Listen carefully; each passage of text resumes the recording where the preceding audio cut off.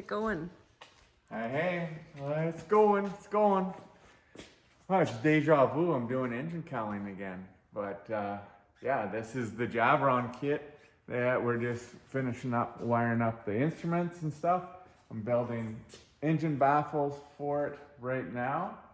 It's gonna look pretty sick. I'm gonna do it all this candy apple red, all the baffles and stuff. It's gonna look sick. And yeah, it will go back for paint yet once I finish up making the engine cowling. And I got the boot cowling all done. It's painted, but it's just easier to wire it all up now. But then we're gonna do the red bullet along the side and the pinstriping, call sign, stuff like that. And that's where we're at there. Still waiting on some parts for the one over there, the exhaust and intake.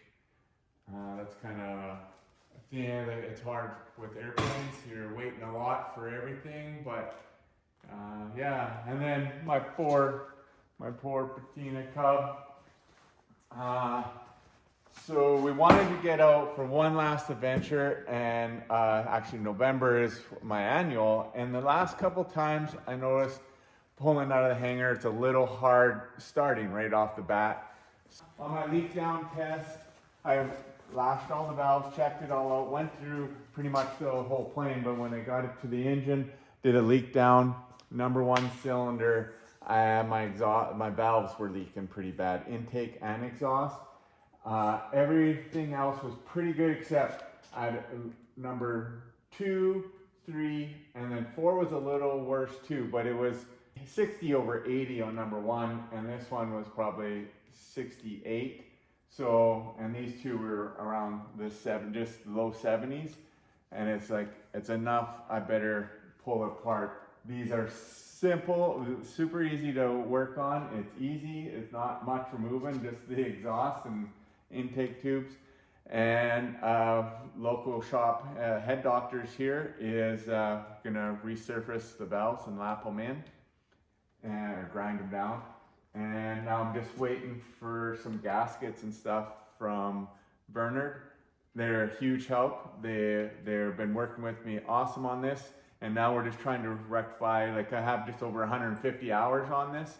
Why has that happened? So one thing, I was running avgas totally for probably the first 80 hours. And then kind of the issues they were having with higher time with the lead in it, I switched to premium fuel. So the last bit of hours have been all on premium. And why I've never overheated this. If anything, I have troubles keeping it warm. So I'm not sure why the valves got pounded out a little bit there to start leaking. So that will be a next video we'll figure out. And but everything, the other cylinders, so 5, 6, 7, 8, and 9 are like solid as a rock. All I don't have the heads with me because they're getting done, but every cylinder looks good. There's no scoring. Doesn't look like the valves never got over temped. So yeah, that's where we're at on this one, because we want to do a big shout out and thank Beavercraft. They sent me an axe that is going to go into the airplane. A very cool forged looking hatchet that is an awesome survival tool, light and easy to keep in the plane. So this one will be replacing my other one. Down below we will put a link in for Beavercraft. Can't wait to try more of their stuff out. So we'll head off this weekend to our cabin, and we got to try it out. Unfortunately, I'm down with the Patina Cub for our venture, and we got snow coming and the weather don't look too good, but later on in the winter we'll definitely do another little venture, fly in somewhere. You ready? Let's go. Are you ready?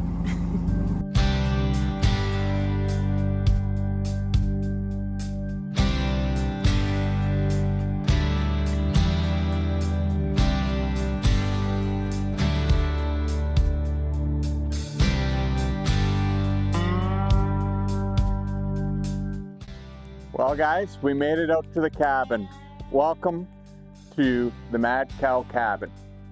We actually purchased this property during COVID, and through COVID we were able to build this cabin. We spent most of our time out here. This is where we were isolating. We bought it with some friends of ours, Brian and Janice Timpsel, and Brian with PKR Construction. He was the mastermind behind building this this beauty back here. A place we come for a little R&R and to clear our mind and think of other cool ideas and fabricating. And I've got another one coming up. I think I got a good idea here. It'll come out later on, but welcome to our cabin.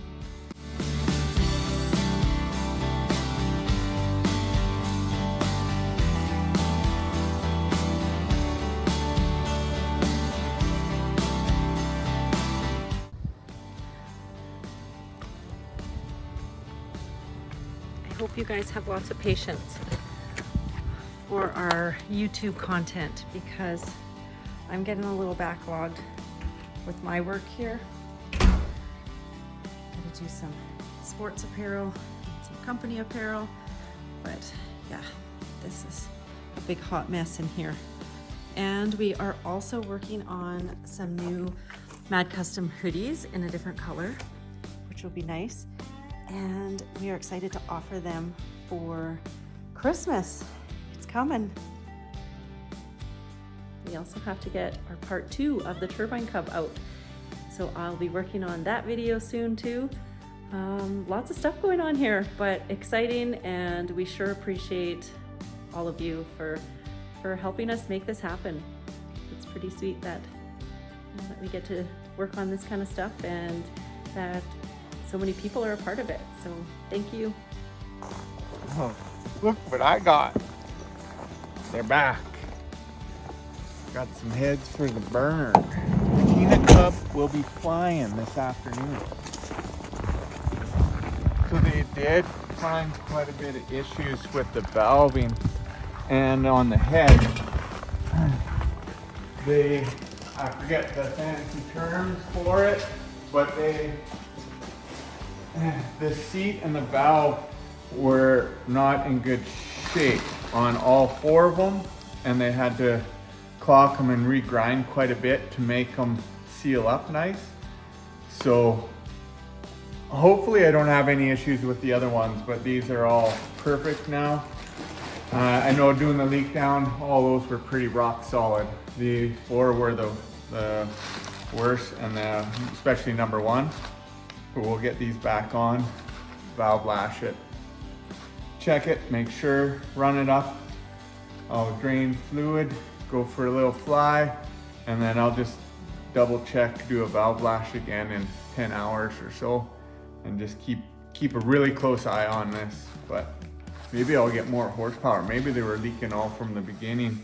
But I did do a leak down right after the first 50 hours or so, and I had a good leak down test on everything. No, I did, they were a little weaker, these 4, but they're like, it was 74 over 80, but when I was looking back in the logbooks, but yeah, I just thought maybe it was rings or whatever, but now I'm gonna pay way closer attention. So let's get these puppies installed. Yo.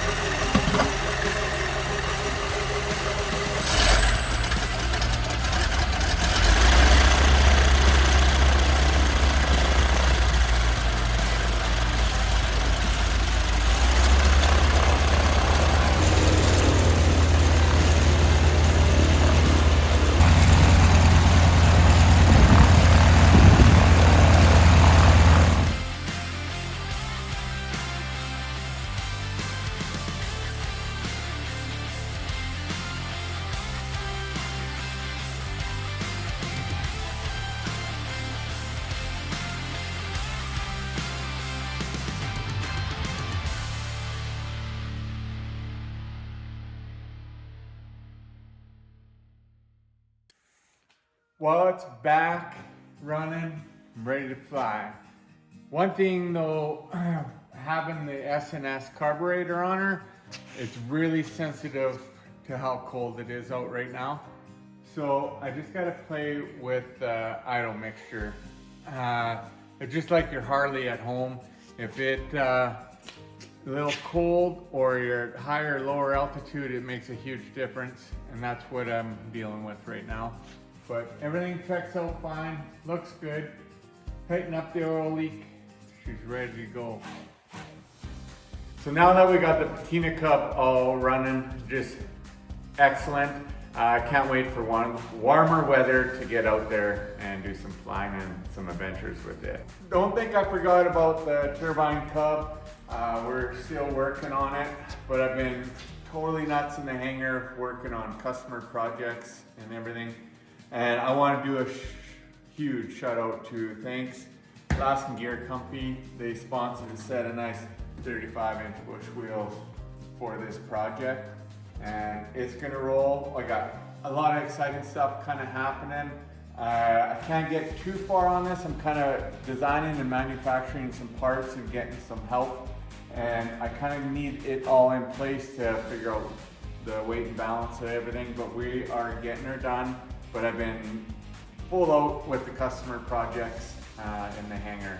So stick around and find out what's cool coming with Mad Custom Cubs. Thanks.